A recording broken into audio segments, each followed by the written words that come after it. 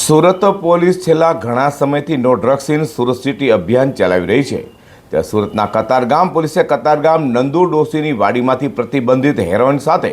નેપાળી યુવાનને ઝડપી પાડ્યો હતો. સુરત પોલીસ કમિશનર અનુપમસિંહ ગેહલોત દ્વારા શહેરમાંથી નાર્કોટિક્સની બદીને સંપૂર્ણ નેસ્ત નાબૂદ કરવા માટે તથા સુરત શહેરમાં અન્ય રાજ્યોમાંથી ચોરી છુપીથી નાર્કોટિક ડ્રગ્સ લાવી ઘુસાડનારા અને યુવાધનને નશાના અંધકારમાં ધકેલવાની પ્રવૃત્તિ કરનારા ઇસમો પર વોચ રાખવા અને કડક કાર્યવાહી કરવા માટે ઝુંબેશ ચલાવવા માટે આપેલી સૂચનાને લઈને special commissioner sector 1 વામાંગ Jamir, DCP zone 3 Raghav Jain અને એસીપી એફ ડિવિઝન એલબી ઝાલાના માર્ગદર્શન હેઠળ કતારગામ પીઆઈ બીકે ચૌધરી અને સેકન્ડ પીઆઈ એસઆર પટેલની ટીમ પીએસઆઈ એનએસ સાકરિયાના માર્ગદર્શન હેઠળ પેટ્રોલિંગમાં હતી. ત્યારે અન્નામ પોલીસ કોન્સ્ટેબલ ગોવિંદ માધાભાઈને મળેલી બાતમીના આધારે કતારગામના નંદુ ડોશીની વાડી ખાતેથી નેપાળી યુવાન એવા મૂળ નેપાળના કૈલાલી જિલ્લાના અમરાવતી થાનાનો હાલ કતારગામ અક્ષરનગર સોસાયટીમાં મારુતિ એપાર્ટમેન્ટ વિભાગ 1માં રહેતા બિરેન્દ્ર મહેન્દ્ર ગુરુંગને ઝડપી પાડી તેની પાસેથી 1,69,000થી વધુનો હેરોઇન ડ્રગ્સ કબજે કર્યો હતો. તો આરોપી પાસેથી રોકડા અને મોબાઈલ ફોન તથા મોપેડ મળી પોલીસે 1,94,000થી વધુની મત્તા કબજે કરી